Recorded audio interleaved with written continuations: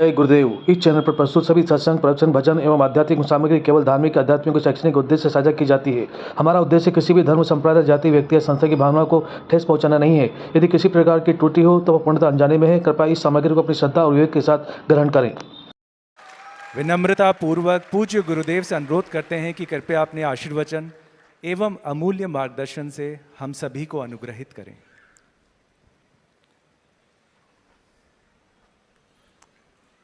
बात करने का मकसद ये होता है सबके चेहरे में मुस्कान आ जाए। अब पहले से सब मुस्कुरा रहे हो, अब बात करने का क्या मतलब? मैं यही कह रहा हूँ, हमारा ये वसुधैव कुटुंबकम, हमारे कुटुंब से बाहर कोई है ही नहीं, सब अपने कुटुंब के ही हैं। तो यहाँ और औपचारिकता भी कुछ ज़्यादा कुछ है नहीं। और आर्ट ऑफ लिविंग का 45, ये नंबर तो है 45 वर्ष का, मगर ये सदियों पुराना ज्ञान है। ना हम 70 के हुए हैं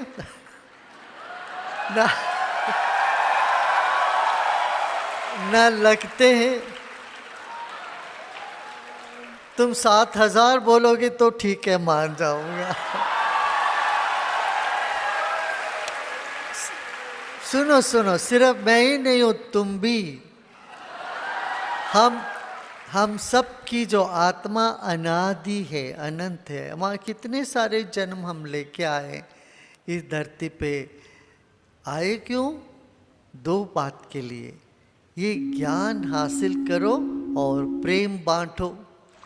हर बार हम शरीर छोड़ते वक्त 2 बात आती है सामने, तुमने कितना ज्ञान अर्जन किया और कितना प्रेम तुमने बांटा जीवन। यहां से ले जाने के लिए तो कुछ है नहीं, देने के लिए आते हैं। और क्या देंगे? यहीं की वस्तु यहां देने में क्या बात, कुछ नहीं। जो वस्तु तुम्हारी है वो क्या है? प्रेम, आत्मीयता। आत्मीयता को आप प्रसार करो, प्रकाश में ले आओ। ये भी कोई कृत्य नहीं, करने की काम नहीं है। ये आप जैसे अपने आप में हो जाते हो। जैसे आप आए दुनिया में एक खिलता हुआ, हंसता हुआ एक शिशु, एक बच्चे को देखिए, शिशु को देखिए, वो उसकी शरीर के रोम रोम से, के कण कण से आनंद का प्रस्फुरण होता हुआ दिखता है। ऐसे आए हम।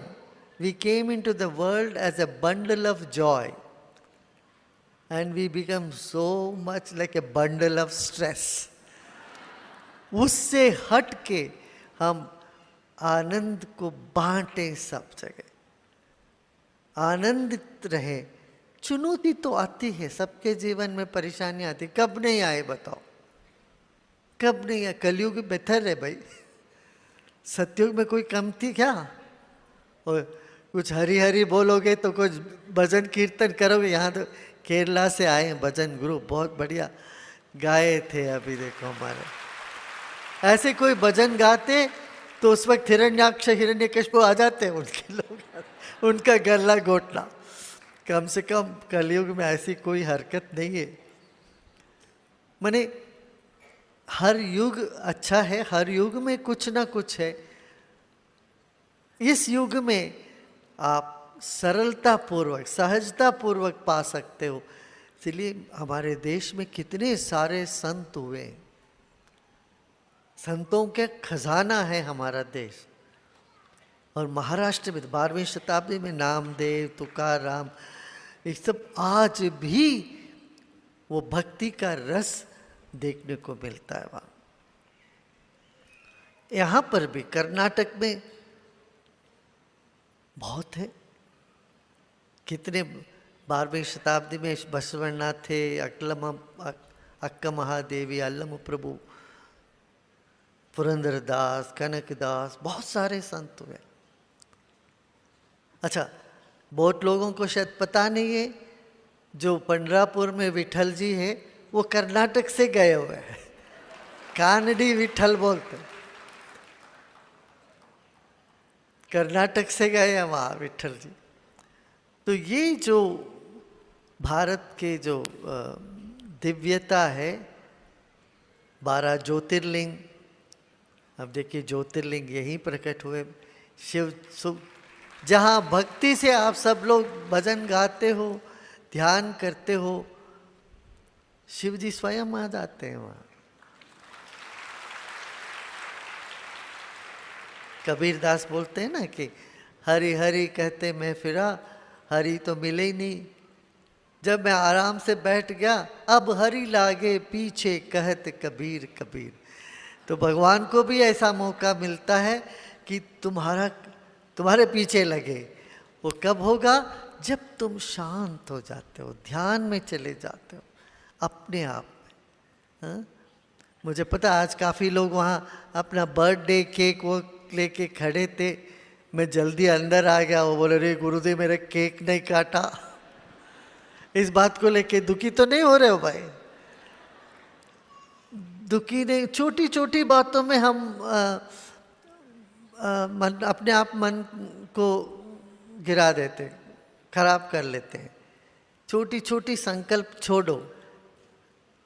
क्या अरे हमको देखा उनको नहीं देखा, ये सब बातें छोड़ो। हम हमेशा अपने मन को प्रसन्न रखने के लिए तरीका ही यही है, विश्वास ईश्वर हमारे साथ है और हमारे लिए जो उत्तम से उत्तम है वही हमको देंगे, करेंगे। यह विश्वास मन में रखे जाना चाहिए। और कुछ मांगना हो तो छोटी मत मांगो। अरे मेरे को हार पहनाओ, मेरा केक काटो, मेरा बर्थडे का अर्थ पता है क्या है?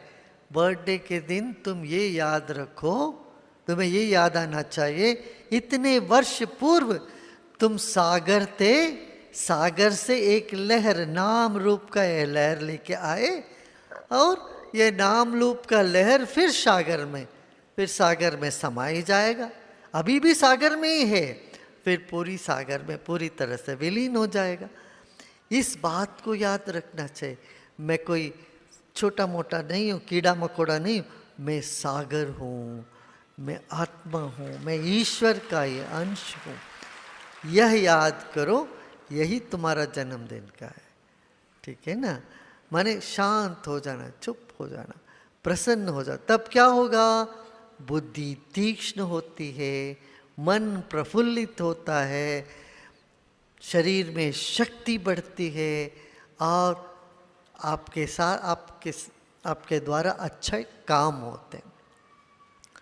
इसलिए हमारे पुराने ज़माने में एक उक्ति है, क्रिया सिद्धिर भवति सत्वे महता नोपकरणे।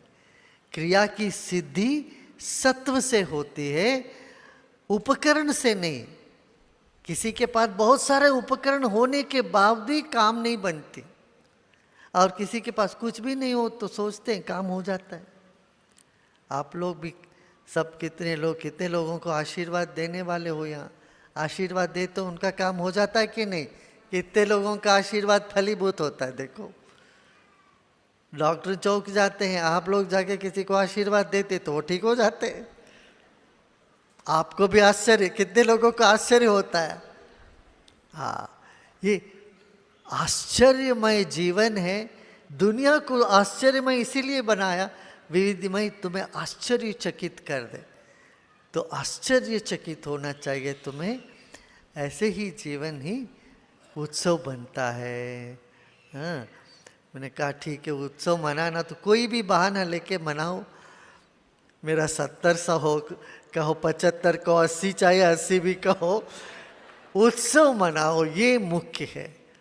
और किस कारण से मना रहे हैं ये नहीं, कारण तो गौण है, मुख्य बात है जीवन ही एक उत्सव है। और जीवन में जो भी मिला है ये सब प्रसाद है, ईश्वर के प्रसाद है, भगवान के प्रसाद है, गुरु का प्रसाद है। ये भाव रखना। ठीक है।